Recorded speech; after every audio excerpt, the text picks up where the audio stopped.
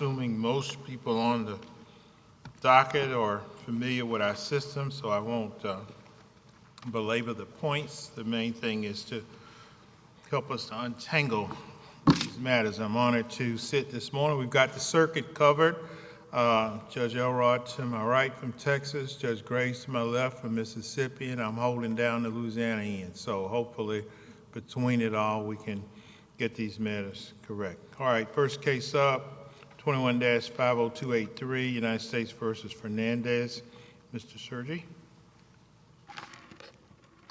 Good morning, Your Honors. May it please the court, opposing counsel.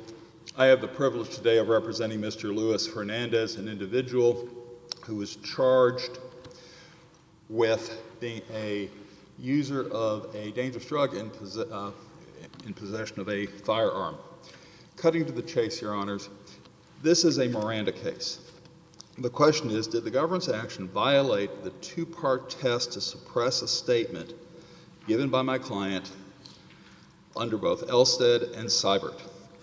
As I think we all know, if a suspect statement is in violation of Miranda, then the court has to look at whether or not the government employed a deliberate two-step process to sidestep Miranda.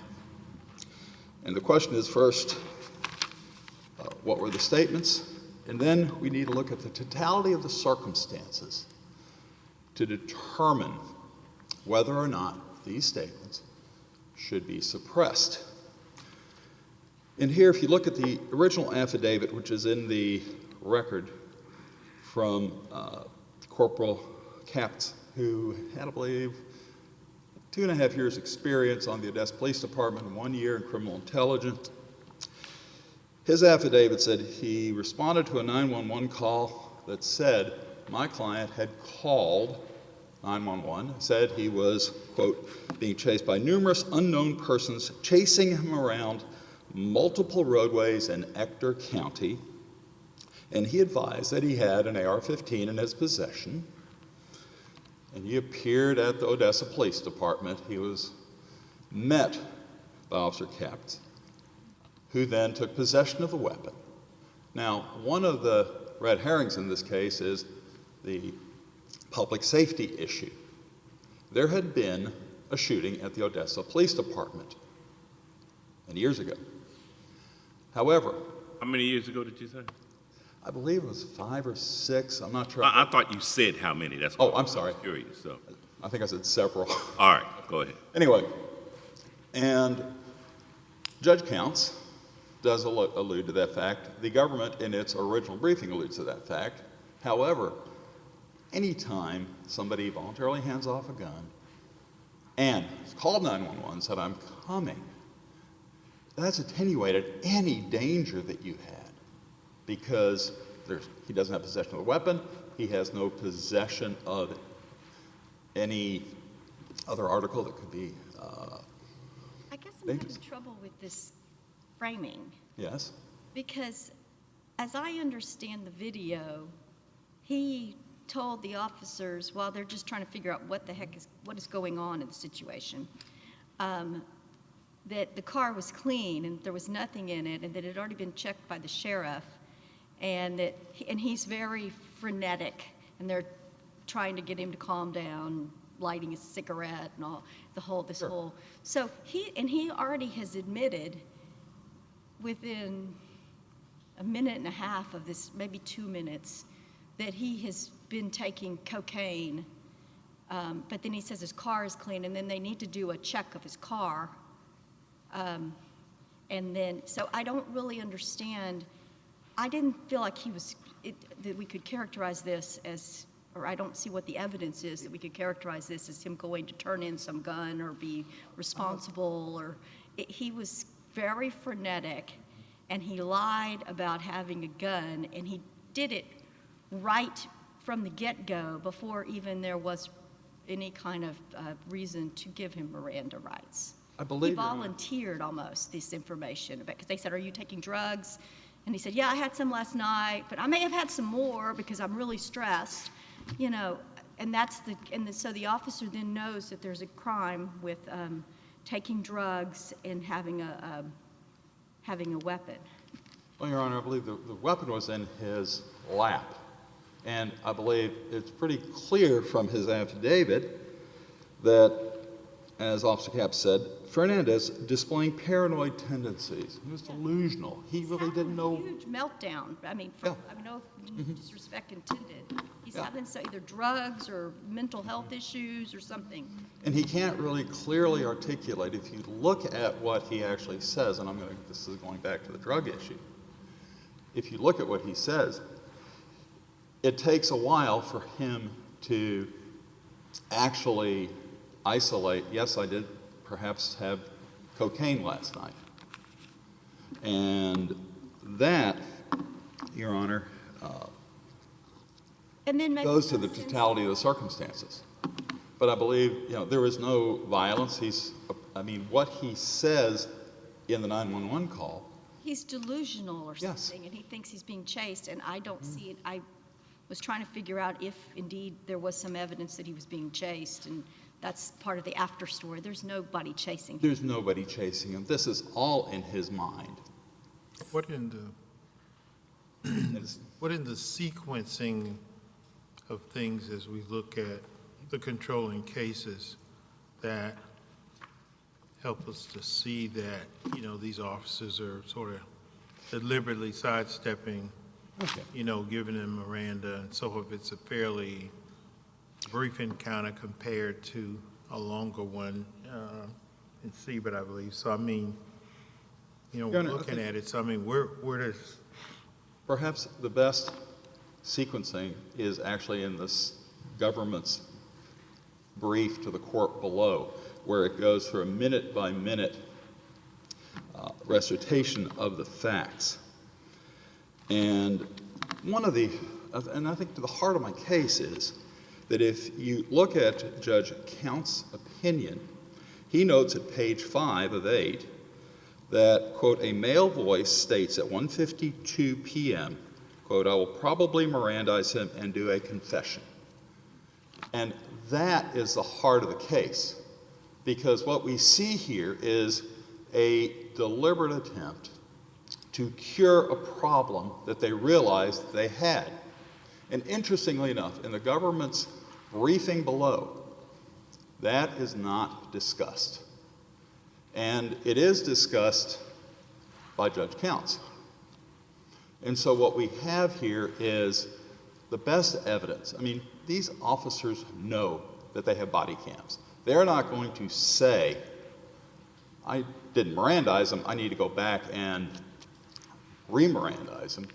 But what they say is, I will probably Mirandize him and do a confession. And that, Your Honor, clearly shows their state of mind, because why would you Mirandize him if you thought that previously Mirandized him or that any of these statements would be inadmissible? And so that is really the heart of the case. And Judge Counts, in his opinion, which I believe is mostly well-reasoned, just glosses over that fact. He mentions it early on. You need to get in the head of the officer, or, what? I hear what you're saying, but, you want us to get in the head of the, of what he had in mind, or, what objectively can we look at in a video or otherwise that underscores, what you're saying is the statement, you're saying that's indicative of sort of being calculating about? Yes, Your Honor. We can't, if you think about it, why would you make that statement? Because it is difficult to understand, when you look at the totality of the circumstances. They already know they have somebody who is delusional. They already think that he's under the influence of drugs or alcohol, voluntarily drives to a police station, and then the whole sequence of events occurs. And I guess Go ahead. all that you just said makes for me the more compelling argument, at least for me it is, that he didn't knowingly and voluntarily waive any rights. Everybody's saying he was delusional, that he was intoxicated, that he was under the influence of drugs. If all that's true, you know, my larger concern is how it is that he could have knowingly and voluntarily given up a constitutional right in that state. I find that, all I'm saying is I find that argument more compelling than the one that says these officers calculated some two-step process. I mean, when he drives up to the police station, I'm trying to figure out what's going on, whether or not he's being chased, why he thinks he's being chased. If there's no evidence of that, then I'm beginning to think then either he's delusional or he's under the influence of drugs or all of that. So that, to me, could explain how it is they gathered all this information at step one. So to say that they calculated these two steps to get around, I understand that argument, but I'm interested in the one where maybe he didn't knowingly and voluntarily waive a constitutional right. Your Honor, and I agree with you, and that goes back to the pre-Mirandized statements that Judge Counts admitted, because if you look at what Judge Counts did, he admitted the pre-Mirandized statements and then the post-Mirandized statements, and then from the minute of arrest until Miranda, he excluded. And I think the evidence is rich that my client wasn't in a state to waive Miranda, understand what he was doing. If you look at the videos, if you look at the plethora of evidence that is in this case, what you see is a delusional man who's driving through Ector County and thinks he's being chased. It makes no rational sense. So the argument that you're referring to goes to the pre-Mirandized statements. And I agree with you, Your Honor, that that's when the officers are in the process of collecting the information. They already know that they have someone who's delusional. If you read through the statements, you see that the officers are already talking about federalizing this case. They have a very sharp focus on user of... Position that you have to just ignore those statements if somebody's just voluntarily saying things, even if they're delusional or not. Well, I think, again, it goes to the totality of the circumstances, whether, as Judge Gray said, whether or not he could knowingly and voluntarily make those statements. Right, but they don't need those statements, though, do they? Well, I mean... They don't need any of the... And why wouldn't that also go to the post-Miranda?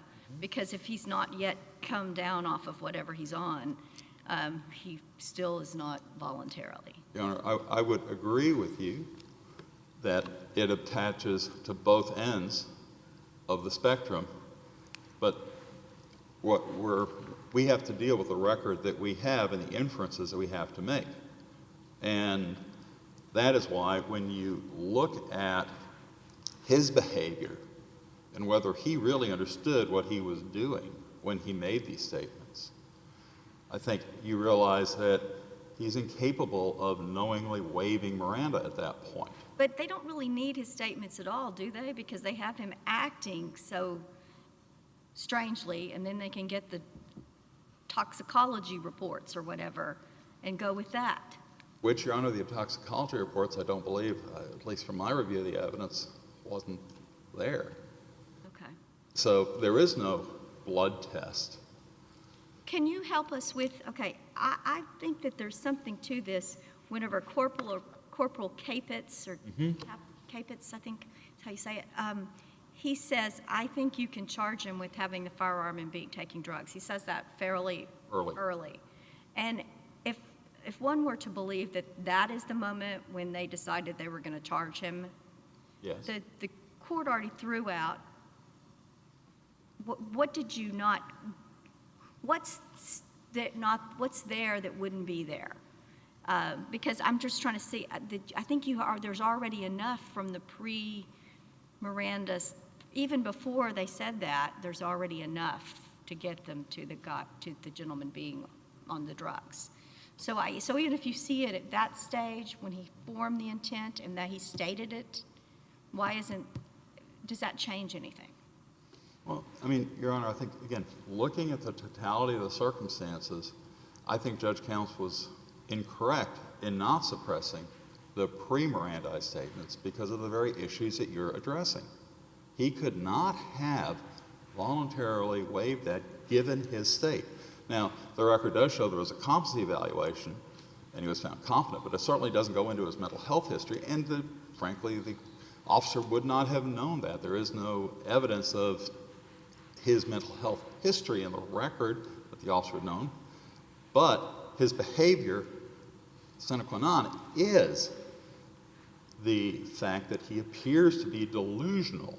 What's the best case that says that they can't use the pre-Miranda, pre-forming the intent to charge him with something statements, given his delusional state? What's the best case for that? Your Honor, I believe that, in my opinion, the best case is Judge Stewart's opinion in United States versus Courtney from 2006, which talks about the break in time, because you have to look at this time-space continuum. And in Courtney, I believe there was an 8-day break between conversations, which were, the first two were found to be potentially violating Miranda by the district court. Judge Stewart, you reversed that in that case. But you talk about the time, and here, Your Honor, whereas in Courtney you have an 8-day break and a 1-year break, here this is all within minutes. This is all within the hour. And I think that's part of the totality of the circumstances that we have to look at. And I believe I'm out of time, but I'm happy to answer any other questions. Thank you for responding to the questions, and you've reserved your rebuttal time. All right, Mr. Durbin.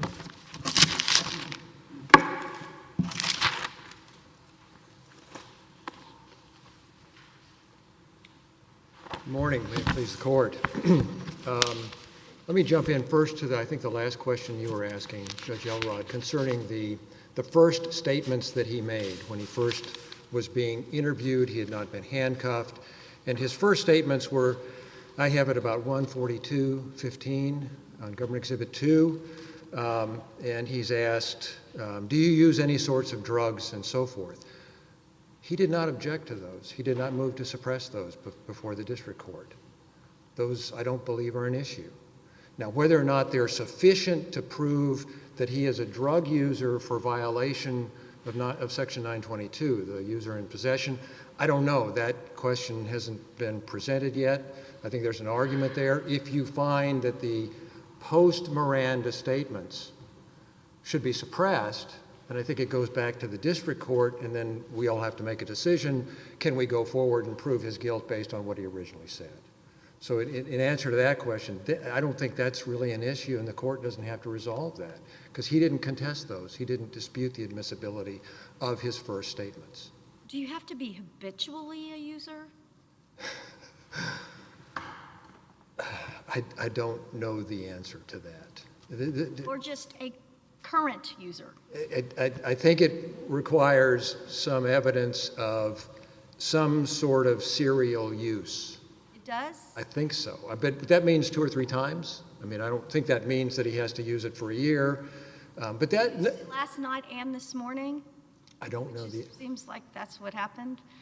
Well, he says... That's what his first statements were. His subsequent statements during his interviews, now he's used it since he was 21. He tells... Right, but I'm just using the part that's out there in the free world. That part, as I say, we have not looked at the sufficiency of it. I don't know if that's all that we have left. Will we go forward? I don't know the answer to that. We haven't made that kind of decision yet. With respect to the circumstances of his being delusional, there was no finding he was delusional, and I've watched those videos, and I don't see him delusional. I see him very agitated. I see him very excited, very upset. He shows up. The first video starts shortly after Capitz or Capitz or whatever his name is, and whoever else. I think there's an officer, Thielen, who's also interviewing him. He's not incoherent. He's not disoriented as to time and place. He knows he's met with the sheriffs. He knows that he's been up late at night. He knows that there are cars that have come by. The question of whether or not he was actually being followed, I think that's not answered. There is some reference in some of the recording to, yeah, the sheriff stopped somebody and there was somebody who had a gun, but they weren't arrested. And what's strange about this, not so much in a legal sense, but he is very reluctant to talk about what it is that has him so scared. He shows up and says, the cartel is following me. Well, in Odessa, that gets people's attention because the cartels do operate through that corridor. And so 30 people following him, that gets their attention, and he shows up and he's got an AR-15 type rifle on his lap. That shooting that's referred to was a shooting a year before. It wasn't 5 years before. It was somebody who was driving between Midland and Odessa with a firearm, shooting out the window. I think he killed 6 or 7 people. So this is still fresh in their minds. Now, I don't know how much that plays into it, because I think, Judge Stewart, you asked about what was the sequence. And this is how I understand the sequence. Basically, he shows up, they get him out of the truck, they take the gun away from him, and they start talking to him. And it's calm down, have a cigarette, please have a seat. We want to find out what's going on. And he's saying, I'm followed by 30 people. And then, do you use any sorts of drugs at 1:42:15? That's what the first question is. And he says, yeah, I used some last night. I'm trying to stay awake. I'm afraid. And throughout the discussion, which goes until about 2:30 in the afternoon, ultimately, he makes reference to this. And Capitz asks him at one point, how do you know people are following you? And he says, use your common sense. There's cars stopping at 3 o'clock in the morning in front of my house, and he lives way out on the west side of Odessa in sort of an isolated area. There's no houses around. So when there's a car that stops near his house at 3 in the morning, that's what he's perceiving. Now, whether they're actually pursuing him, I don't know, but that to me shows he's not incoherent. He's not delusional. He's not without capacity to make decisions. And he does indeed make decisions, because during the interviews, at various times, he says to Capitz, Didn't the officers think he was delusional? I don't know if they thought he was delusional, but And then one of them goes like this to indicate, well, I think he's kind of crazy. yeah, but they're not trained psychologists. I mean, yeah, the guy. Well, they don't need to be trained psychologists, but you need to understand whether or not somebody's capable of knowingly and voluntarily waiving a constitutional right. Right, and he says during the interviews, he says in response to one question, I think Capitz asks him, how much do you use or how often do you use? And he says, don't put weight on me. He understands what the consequences of that question are. Don't put weight on me, that affects punishment. And then he's asked by Chadwick, will you talk to officers? And he says, it depends on the question. I don't want to get myself in any more trouble, and he's referring to the cartel, than I'm already in. And while he's sitting in the interview room, he looks up at the camera. You can see him look at the camera at one point, and he says, I know that's going to be played in court. And his concern is not that it's going to be used to incriminate him. His concern is the cartel is going to find out what he's doing and what he's saying, and that's going to get him in bigger trouble with the cartel. And the sort of confusing thing about all of this is he is very circumspect about telling officers what his problem is with the cartel, because their thoughts and their questions are going to, are you involved in drugs? Where do you get your drugs? I think where they want to know is, are you getting your drugs from them? And he says, no, it has nothing to do with that. Finally, at about 2:30 in the afternoon, he says, my wife ran away with one of them. And I had a phone conversation with him, and I said things, because he talks about disrespecting somebody. And he talks about a conversation in which I infer that he said something about his wife and said, I'm going to tell the kids. And after that, these cars started showing up. And so I think that's what the background to all of this is. I don't think he's delusional. I don't think he's incoherent. And his interaction with officers shows he knows what's going on. They just don't believe him that he's being followed. They find it such a preposterous story, and he doesn't explain it until after Capitz is through with the interview. Well, what did the trial psychological evaluation say about his mental state? I don't know. I don't know if I saw They it. didn't say he was paranoid, I don't know. irrational. I can't answer that, Judge. All right. If it's in the record, I don't know. How far, has this been remind me, has this been expedited or something? Is it 10-month sentence? How far- Well, it probably should be. He was sentenced to 10 months and he served it. He's already served it? He served it, he was released, and then he violated his supervised release, and he got another 10 months from Judge Counts, and so I think his current release date is in December of this year. Coming December. This coming December, yeah. He served the first 10, got out, I can't remember, I think he failed. Because he wouldn't be under the other supervised release, but for the original offense. Plus, I mean, it would raise questions about whether or not the conviction would stand if you suppress that evidence. And you were about to say you think he failed. I'm guessing you're going to say a drug test. I can't remember if he failed the drug test or failed to show up for it, but it had to do with a drug usage problem. So to me, that's the issue of delusional. Do you want to address the case cited by opposing counsel, the 2006 Courtney case? The Courtney case, I don't know that Courtney really applies to this. I think you wrote that case. Surely you know I remember it well. I don't, well, if you do, you're better than I, because I don't know if I remember it all that well. But as I read Courtney, essentially what the court found was, first of all, he wasn't in. I think you found he wasn't in custody. But then you got to the question, and it really turned on a question of the second part of Justice Kennedy's test in Siebert, that is, if there is a deliberate two-step interview process used, there's a presumption against admissibility unless there are curative steps that are taken.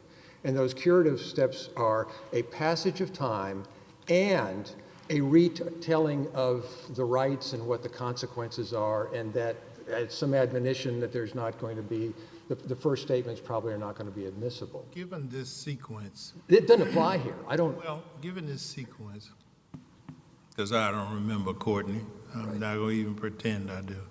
I've slept since then, for sure, on it, but I take you at what he says. But just help me understand this sequence. This is a relatively short sequence with this guy compared to some other cases. But given, his presentation about people chasing him, this all occurs, boom, boom, boom, they're trying to figure it out. But, they kind of make the statements, counsel says, well, I think I'll Mirandize him and then get a confession. Why does that not connote this two-step question first prohibition by Missouri v. Siebert? I mean, we've got this, it's a subjective test, but I mean, they acknowledge trying to figure out what to charge him. They've asked him some questions. So why doesn't that seem to fit this, not calculated, but an intentional sequencing that the two steps is designed to prohibit? I mean, what sanitizes in this and on the video, what sanitizes this? What's your best argument? First, I think that the test goes to, or the issue goes to at the outset, did they undertake at the initiation of talking to him, questioning him, to do this in two steps, so that they deliberately did not give Miranda warnings when they should have given Miranda warnings? And well, let's just say that they didn't initially. They didn't. Let's just say that they didn't. They did not. Initially. There's no They're question. just trying to figure it out. But within the scheme, at some point, it then does trigger in order to do it, because we've got three different scenarios. It does. Right? It does. So let's just say initially they don't. They're just trying to figure out what's going on. Right. So we put that to the board. Right. But within the finding out what's going on, then the clock starts running or ticking in terms of this calculation, if you will. That's what I'm trying to figure out. As I understand the sequence, you've got the first questions at about 1:42, and then Caput talks to an officer named Rocha, and somebody says, hey, is there something about being under the influence and having a gun? And so they start ruminating on this, and Caput starts, but he doesn't know what needs to be proved. Meanwhile, Officer Thielen is trying to administer a field sobriety test. And basically, Mr. Fernandez never makes up his mind, and Thielen gives up. Before that happens, at 1:48, Fernandez is handcuffed, and then Thielen puts him into the patrol car. In the meantime, Capitz is he's called a detective, I believe, to ask him, hey, what do you have to prove a user in possession? And he eventually later makes a call to the AUSA, but at this time he's trying to figure out, what do we have to prove for this offense?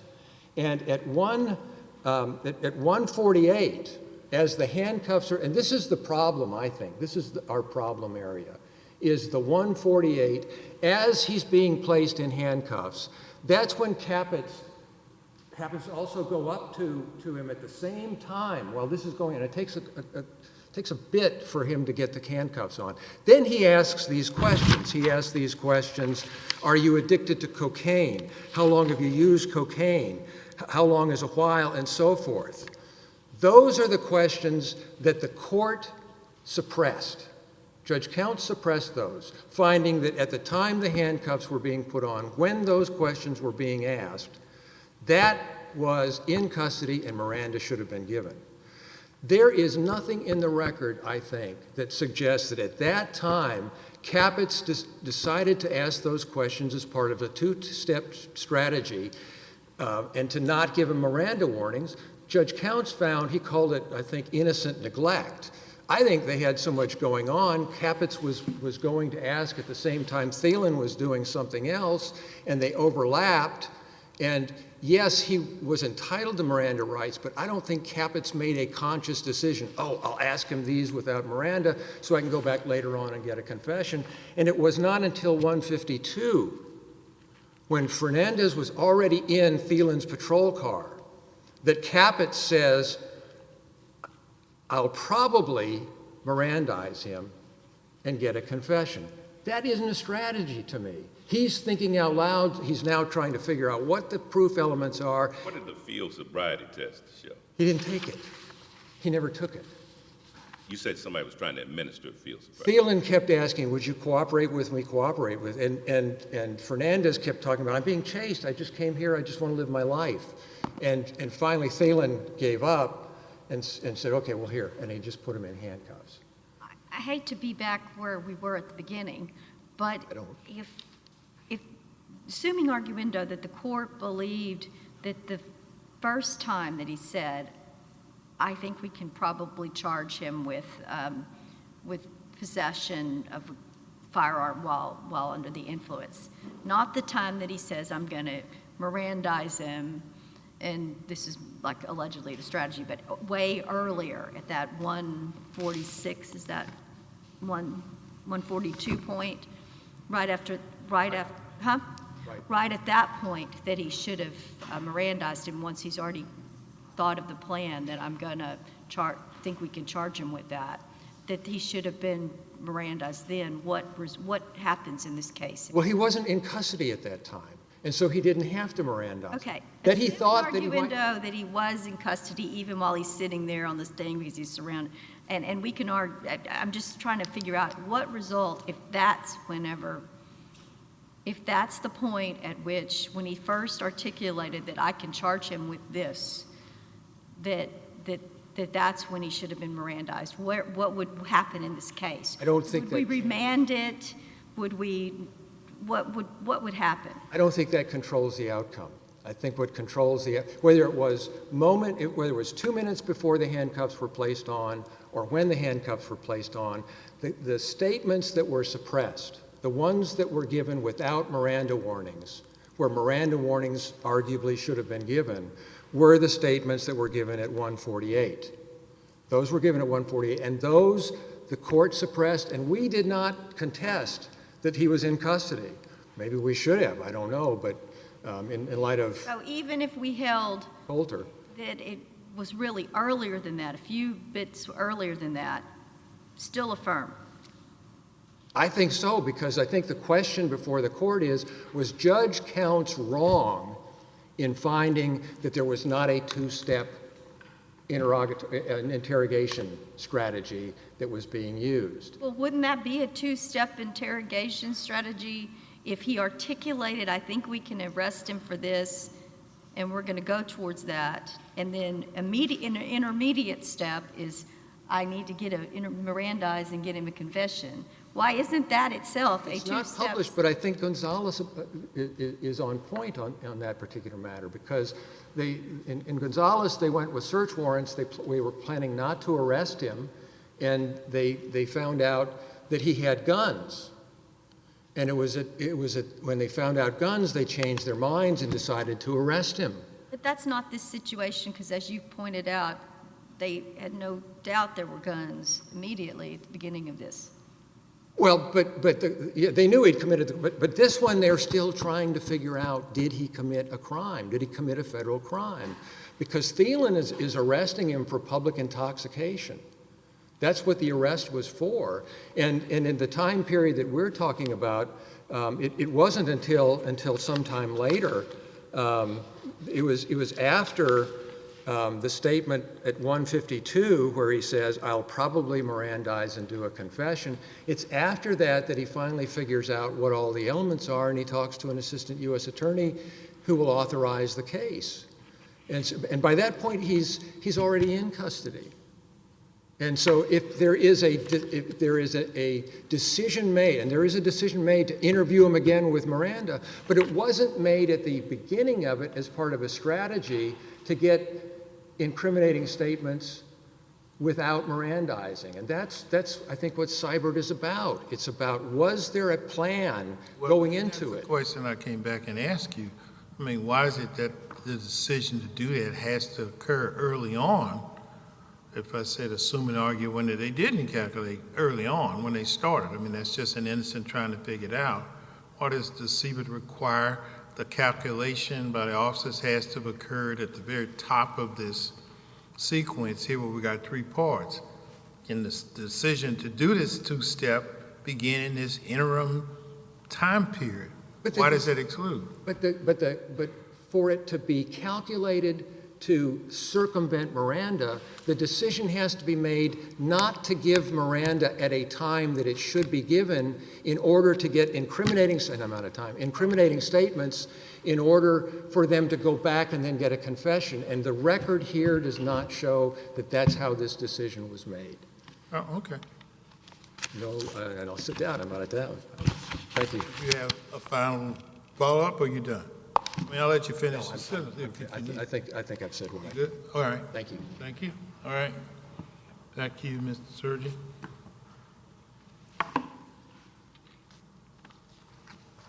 First of all, Your Honor, just to put things in perspective, my client is currently out on supervised release. As a matter of fact, he had asked for permission to be here.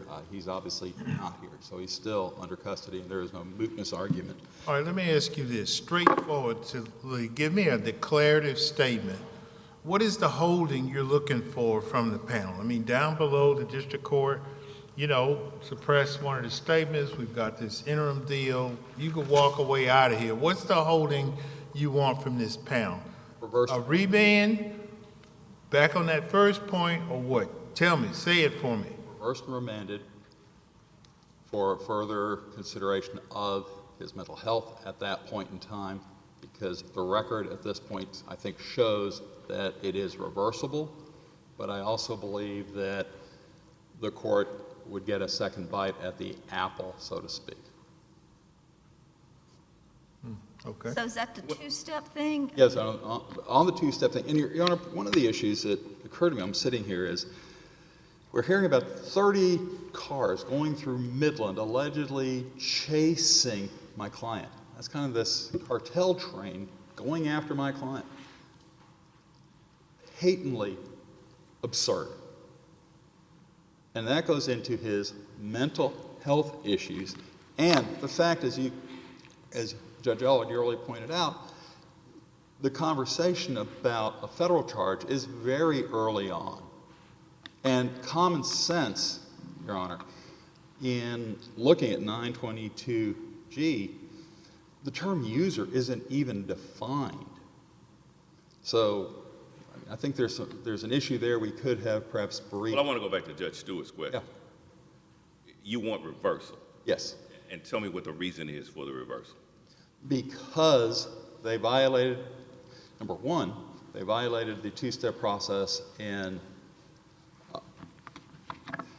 that is required, And number two, he's not capable of affirmatively waiving consent because he has mental health issues, perhaps compounded by his alleged drug use.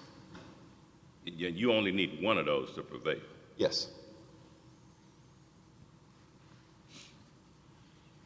So you want us to say this record isn't sufficient or complete in terms of his competence or not? So that's part of the remand. Yes, Your Honor. For the district court to ascertain that. I mean, was that part of the thrust of your objection below? Your Honor, that was. Come on, help me out. Huh? That was not part of the thrust below in the brief. So why do you get it here? Your Honor, I would like to have a reverse and render. I think there are mental health issues that should be addressed. I asked you a straightforward question. I wasn't trying to trick you. I said, if you could walk out of here with it, tell me what it is. And I gave you the shot, and you trying to do this a la carte. You know, you want a la carte here on versus say reverse, you know, and remand. Now you've gone into delusions that somebody needs to ascertain that, which was not raised below at all. The district court made the determination that this two-step process was not valid. So that's in the record. So what's the remand on that? That's up or down? Your Honor, the two-step process is a legal conclusion, Your Honor. I know. The district court said it wasn't. So why do we remand on anything? I'm just unclear what the remand is. I'm happy with a simple reversal. Oh, yeah. It didn't take you long to come up with that one, did it? So should we reverse on the two-step process and say that under the facts, even as found by the district court, there was a that violated the two-step process rule in our case law? Is that what we should do? Is that the right answer? That, I believe, is the right answer. We'd be very pleased with that answer. Is it doing something new and unusual and extending a doctrine, or is it right in the wheelhouse of our existing two-step doctrine? I believe this is right in the wheelhouse, Your Honor. I don't think the facts here are really in dispute. It's when you look at the breadcrumbs that have been left by Officer Capps and the other law enforcement in the record, it's pretty clear they decided early on to arrest him. It's pretty clear, Your Honor, common sense dictates that if the charge is user of a drug in possession of a firearm, you know, Congress didn't even define the term user. It's common sense. So I think the officer knew very early on when he first mentions the federal offense, before he talks to the AUSA, and my time is up, Your Honor. All right, Mr. Sergi, I think we have your argument. Thank you and Mr. Durbin.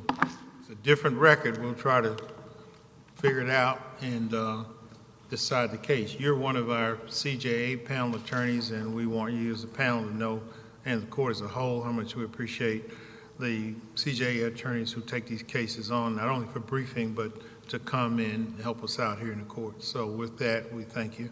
Thank you, Mr. Durbin. We appreciate it. The case will be submitted. We'll get it decided. Thank you, Your Honor.